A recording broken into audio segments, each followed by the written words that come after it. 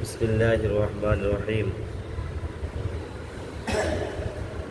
अन साद इब्न उबाद रज़ियल्लाहु तआला अन्हु क़ाल या रसूलल्लाह इन्ना उम्म सादिन मातत फ़अय्यु सदक़ति अफ़ज़लु क़ाल अल माउ फ़हफ़र बीरन व क़ाल हादिही लिउम्मि सादिन रवाहु मालिक व अबू दाऊद व नसाई कज़ा फ़िल मिशकात। हज़रत साद इब्न उबादा रज़ियल्लाहु तआला अन्हु ने अर्ज़ किया, या रसूलल्लाह, मेरी वालिदा का इंतकाल हो गया, उनके ईसाल सवाब के लिए कौन सा सदक़ा ज़्यादा अफजल है? हुज़ूर अक़दस सल्लल्लाहु अलैहि वसल्लम ने फरमाया कि फ़ानी सबसे अफजल है। उस पर हज़रत साद रज़ियल्लाहु तआला अन्हु ने अपने वालिदा के सवाब के लिए एक कुआं खुदवाया दिया। हज़रत साद इब्न उबादा रज़ियल्लाहु तआला अन्हु আরজ করিলেন, ইয়া রাসূলুল্লাহ, আমার মা ইন্তেকাল করিয়াছেন, তাহার ইসালে সওয়াবের জন্য কোন সদকা অধিক উত্তম হইবে?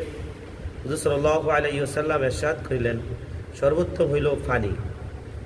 কি ভাই? ইয়া শুনিয়া হযরত সাদ রাদিয়াল্লাহু তাআলা আনহু তার মায়ের সওয়াবের জন্য একটি কুয়া খনন করিলেন। মিশকাত, মুওয়াত্তা মালিক, আবু দাউদ, নাসাই। ফায়দা, হুজুর সাল্লাল্লাহু আলাইহি ওয়াসাল্লাম পানিকে সর্বোত্তম সাদাকা এই জন্য বলিয়াছেন যে মদিনা শরীফে ইয়ার প্রয়োজন কী ছিল? বেশি ছিল। গরম দেশগুলোতে সর্বত্রই বিশেষভাবে পানির প্রয়োজন হয়, আর তখন মদিনা শরীফে পানির অভাবও ছিল। ইয়া ছাড়া পানির উপকারিতা ব্যাপক এবং প্রয়োজনও কি ব্যাপক। এক হাদিসে আছে, যে ব্যক্তি পানির ব্যবস্থা করিয়া যাইবে, উহা হইতে যে কোনো মানুষ, জিন অথবা পশু পাখি পানি পান করিবে, মৃত ব্যক্তি কিয়ামত পর্যন্ত উহার সওয়াব পাই থাকিবে।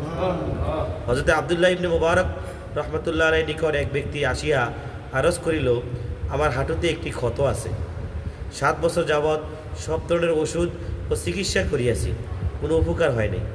বড় বড় চিকিৎসকের নিকটও গিয়াছি। হযরত আব্দুল্লাহ ইবনে মুবারক রহমতুল্লাহ আলাইহি বলিলেন, যে এলাকায় পানির অভাব রহিয়াছে সেখানে তুমি একটি কুয়া খনন করিয়া দাও। আমি আল্লাহর নিকট আশা রাখি যে যখন উহা হইতে পানি বাহির হইয়া আসিবে তখন তোমার হাঁটুর রক্ত পড়াও বন্ধ হইয়া যাইবে। সুতরাং সেই ব্যক্তি উহাই করিল এবং হাঁটুর ক্ষত ভালো হইয়া গেল। বিখ্যাত মুহাদ্দিস আবু আবদুল্লাহ হাকিম রহমতুল্লাহ আলাইহির চেহারায় একটি ক্ষত হইয়া গিয়াছিল। সব ধরনের চিকিৎসা করিয়াছিলেন, কিন্তু কোনো লাভ হয় নাই। এইভাবে 1 বছর অতিবাহিত হইয়া গেল। একবার তিনি